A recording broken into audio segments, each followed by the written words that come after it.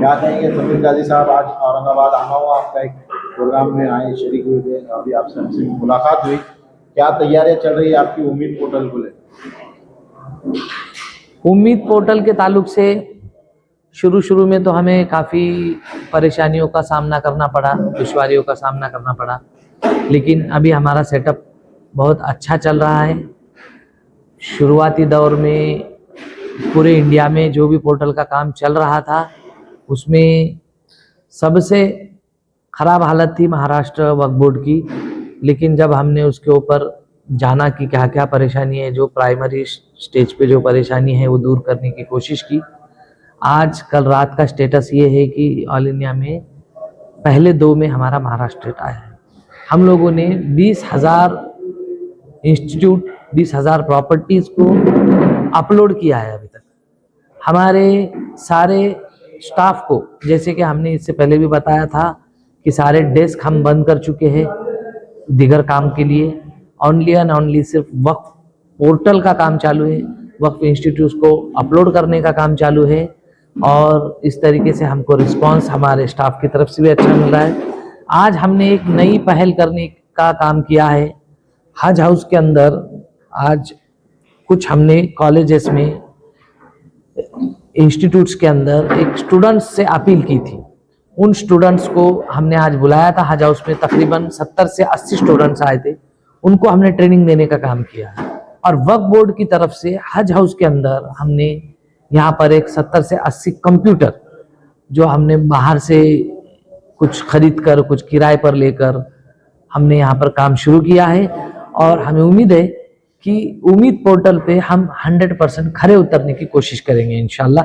Time बहुत कम है और इतने कम टाइम में सब करना है। ये टाइम लगने की वजह यह है कि काफ़ी सारे लोगों का सवाल ये भी आ रहा था कि आप आखिर में क्यों जाग गए। तो उसका जवाब यह है कि हम जब ये 6 जून को पोर्टल के लॉन्च हुआ तो काफ़ी लोगों को ऐसे लग रहा था, काफ़ी जो हमारे तंजीमें हैं, पर्सनल लॉ बोर्ड है, जमीयत उलेमा हिंद है, उसके बाद और काफ़ी तबलीगी जमात है, या फिर बरेली शरीफ की जो तंजीम है, ये सब लोगों को एक उम्मीद थी कि सुप्रीम कोर्ट से कुछ इदारा है, रिलीफ मिलेगी। उसकी वजह से एक पब्लिक में उनकी तरफ से एक मैसेज गया था कि हम ये कानून को एक्सेप्ट नहीं करेंगे और उम्मीद पोर्टल पे हम कोई प्रॉपर्टी दर्ज नहीं करेंगे। इस वजह से लोगों का रिस्पांस हमको कम था। लेकिन जब ये सुप्रीम कोर्ट का ऑर्डर आया और उम्मीद पोर्टल को लेके कोई रिलीफ नहीं मिली, तो रजिस्ट्रेशन करना तो कोई बुरी बात नहीं है। इस बात को लेकर उन लोगों ने लोगों से अपील की और उस वजह से एक पॉजिटिव हमको मैसेज मिला और हमने काफ़ी कोशिश कर रहे हैं। अभी हमारे पास तकरीबन 50,000 प्रॉपर्टी है जो हमको अपलोड करना, जिसमें से हमने 20,000 तक अचीव किया है। अभी आज जो हमने स्टूडेंट्स को यहाँ पर ट्रेनिंग दी है, उनको एक प्रोग्राम दिया गया है कि एक स्टूडेंट्स अगर दिन में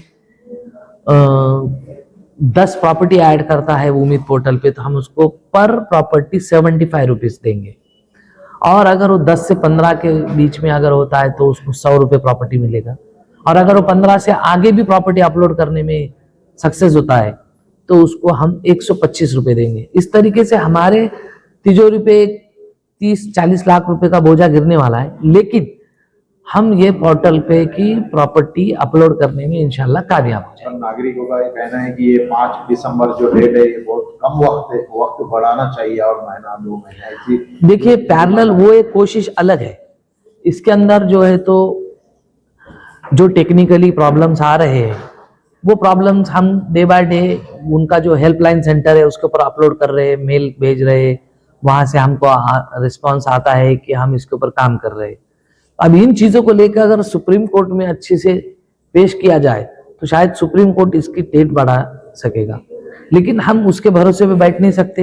एज ए वक्फ बोर्ड हमको जितनी भी कोशिश करनी चाहिए हम कर रहे हैं, और जितनी प्रॉपर्टी की हिफाजत करनी चाहिए वो भी हम कर रहे हैं। उम्मीद पोर्टल कितना सेकुलर, कितना वो है सक्षम, ये हैक वगैरह नहीं होगा ऐसा लोगों का कहना है कि अगर हम हमारे डॉक्यूमेंट डालते उसका मिसयूज नहीं होगा, इस तरह के भी कुछ सवाल आ रहे हैं। देखिए, अभी जो ज़माना है डिजिटलाइजेशन का, आजकल जो है तो डिजिटल दुनिया हो चुकी है। जो सिक्योरिटी का मामला है, उम्मीद पोर्टल एकदम सिक्योर्ड है। अब डॉक्यूमेंट मिसयूज करना है तो आजकल तो किसी भी डॉक्यूमेंट को हमको मिसयूज करके इस्तेमाल करते हैं, फ्रॉड करते हैं, ऑनलाइन फ्रॉड, आईटी फ्रॉड, ये तो आए दिनों में देखते हैं आप। लेकिन हमको अगर सतर्क रहना है तो ऐसे नहीं कि हम सिर्फ धोखा होगा हमारे साथ इसलिए हम उसको डिजिटलाइजेशन में नहीं जाएंगे, ऐसा नहीं। उसके लिए सतर्क रहने के भी काफी ऑप्शंस है उसके अंदर, और जो फ्रॉड है उसमें होने जैसा ऐसा कुछ है ही नहीं। हम हमारी प्रॉपर्टी जो भी है, हमारा जो इंस्टीट्यूट है, सिर्फ उम्मीद पोर्टल पर अपलोड कर रहे हैं। क्या वक्त बढ़ने का चांसेस है? देखो, हम सबसे पहले तो अभी हमारा टारगेट है कि 5 दिसंबर तक पहले हम ये करेंगे। वक्त बढ़ाने के फिराक में अभी हम नहीं है। 5 दिसंबर तक अगर हमारी प्रॉपर्टी बहुत सारी बच जाती है अपलोड करने से, तो उसके लिए हम सुप्रीम कोर्ट से, गवर्नमेंट से, जो भी सोर्सेस है, सभी सोर्सेस से हम कोशिश करेंगे कि हमको और वक्त दिया जाए कि जिस तरीके से हम हमारी प्रॉपर्टी को अपलोड करें। कैंप वगैरह कब से शुरू हो गया? कैंप तो काफी हो चुके हैं, लेकिन अभी हम कैंप पे जोर देने के बजाय भी डायरेक्ट एक्टिविटी के ऊपर हमारा जोर है। जैसे कि मैंने बताया, आज बच्चे आए थे, उनको ट्रेनिंग दी गई, ऊपर उनके लिए हॉल का इंतजाम किया गया है, उनको हदिया दिया जा रहा है। तो इस तरीके से जो है तो हमारा कल से स्पीड दुगनी हो जाएगी, क्योंकि मेरा स्टाफ भी है। आज 200 लोगों का स्टाफ, पूरे महाराष्ट्र में 200 प्लस लोग वो भी काम कर रहे हैं।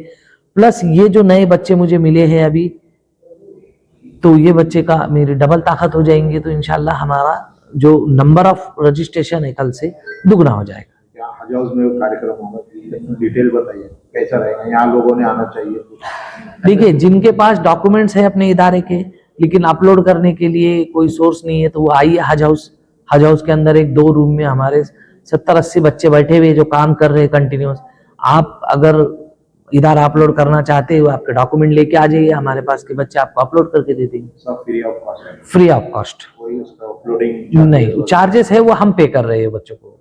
हाँ, वक्फ बोर्ड पे कर रहा है। बंदा आ रहा है उससे कोई नहीं ले आना है? जो आएगा उससे कोई भी किस्म की चार्जेस नहीं लिए जाएंगे।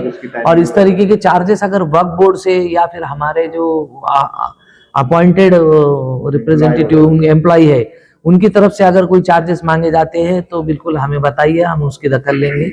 क्योंकि यहाँ पर किसी भी तरीके का अपलोड करने के लिए चार्जेस नहीं है, ये खास तौर से आपके जरिए से बताइए लोगों को। टाइमिंग कब से कब तक रहेगी? टाइमिंग जो ऑफिशियल होता है वही रहेगा। हाँ, भले हम लोग तो टाइमिंग के बाद भी काम करने वाले हैं, लेकिन किसी को अपलोड करने आना है तो वो टाइमिंग में आए। क्या कहें? देखो, जो लोग उम्मीद पोर्टल पे अपने डॉक्यूमेंट्स इदारे अपलोड करने के लिए दर कि हमारे मुल्क के अंदर ये कानून पास हुआ है, उस कानून के तहत ये जो पोर्टल बना है सेक्शन 3B, ये एक्ट है। कोई भी एक्ट पे अगर हम अमल नहीं करते हैं और उसका नुकसान हमको भरना पड़ेगा, क्योंकि जब कोई कानून बन जाता है तो उस पर अमल करना इस मुल्क के हर नागरिक की जिम्मेदारी होती है। आपको अगर आपने इस पर अपलोड नहीं किया और 5 दिसंबर के बाद अगर तारीख नहीं बढ़ेगी तो आपको आपके इदारे को कोर्ट से साबित करके लाना पड़ेगा कि ये इदारा वफ है, ये इदारा क्यों अपलोड करना चाहिए। तो इस तरीके के पिटिशंस अगर हज़ारों में अगर कोर्ट में आए तो ये लिटिगेशन बढ़ता जाएगा, ऑर्डर टाइम पे नहीं होंगी। कल जाके कोई और खुराफाते, कोई और तंजीमें आकर आपके इबादत गाहों को, आपके कब्रस्तानों को, आपके दरगाहों को डिस्टर्ब करने की कोशिश करेंगे। उस वक्त आप कुछ नहीं कर पाएंगे, क्योंकि कानून बन चुका है। और एक मेरा मैसेज है कि रजिस्ट्रेशन करना कोई बड़ी बात नहीं है।